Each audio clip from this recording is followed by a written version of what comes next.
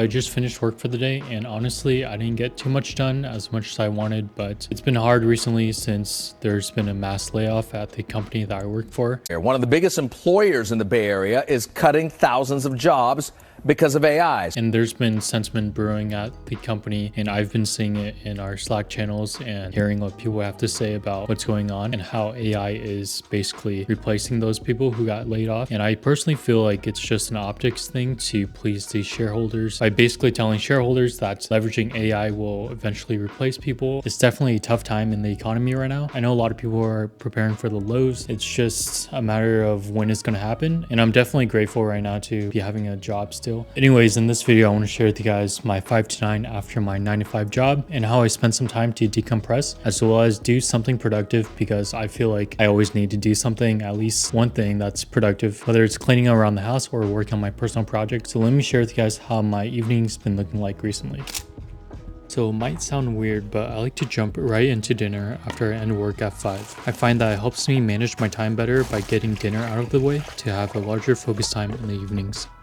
I'm cooking this time, but I usually meal prep dinners to save more time. I've also considered outsourcing the cooking by subscribing to Factor Meals or any of those other meal prep services. But looking into those more, they're way more expensive than I thought they'd be. But definitely be something nice to try out sometime. Honestly, it's been a bit tough to stay focused, especially after my 9 to 5 job, but structuring my evenings makes it easier to get work done and see real progress on my goals for the future.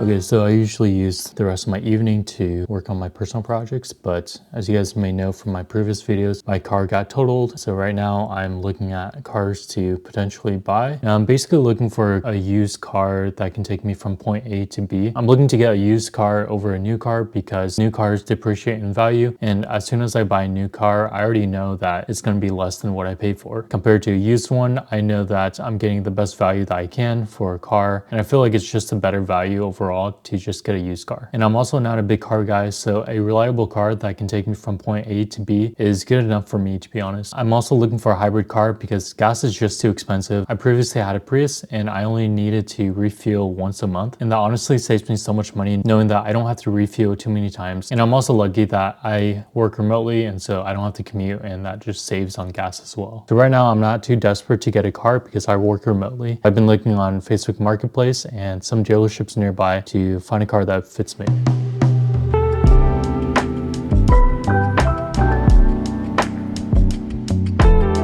So I heard a quote recently and it really resonated with me, and it's a quote by Alex Hormozi. For those who don't know, Alex Hormozi is an entrepreneur who recently blew up on social media for being blunt and being no nonsense in terms of building a business and success. I want to get it right, so I'm going to read it here. 9 to 5, you work to feed your present. 5 to 9, you work to feed your future. And that really resonates with me because I realized that working as a dev in big tech especially isn't really sustainable for the lifestyle that I want to live. I do respect people who can work in the industry for over 10 years. And at Salesforce, I could tell that there are a lot of people who have long tenures, like 8 to 10 years. But for me, that isn't the lifestyle that I can see myself living for the next, 5 years. And I realized that I needed to build something for myself. That requires me to really build out my future after my 9 to 5 job. So part of this journey of building my own thing for myself is to help process my content creation. Currently creating this app to help speed up the upload process of my YouTube videos to fill in the data such as the YouTube title, description, keywords, and some other metadata. And I'm storing the video data in a Notion page. And what I actually want to do is export that Notion page and feed that into my app so that I can actually parse through the file and gather the information that it needs to upload the video on YouTube. Let me show you guys what the outline looks so far. This is my YouTube template version 2 as the video file path so that I can actually find the file to upload on YouTube, the selected titles, the selected thumbnails, the description that I'm going to upload with the video, and some other video tags and metadata. So I want to export this Notion page to a markdown file, and eventually it'll look like this. It's kind of hard to see, but this is essentially the markdown file of the Notion page that you just saw. What's neat about this is that all the data is in YAML code blocks. Under the description description, as you can see, are 3 tick marks and the YAML indicating that it's a YAML code block. And that essentially makes it easier for me to parse down this file, put the data in a YAML data structure so that I can actually easily access the data that's listed here. I still need to make adjustments to my Notion outline page, such as the video's beginning, middle, and end, so that I can organize the content in a video, as well as some tips that I put down in the outline so that I can look back on when I'm editing the video in post-production. So once I'm actually done with that and the new outline looks good, I'm going to build out the project more so that I can actually read the file and parse out the necessary information that I need to help me streamline the upload process for YouTube. So that's going to be for this video. I'm going to spend some more time enhancing my outline so it has everything I need to upload videos quicker and create more content. I like to try to do at least one productive thing after work so I can actually work towards my goals in the future, because I find that that's the only time that I actually have to get things done. So yeah, stay tuned because I'll show you guys more of the project and how it's going to go and what I build. So thanks for watching. I hope you learned something, and I'll see you in the next video.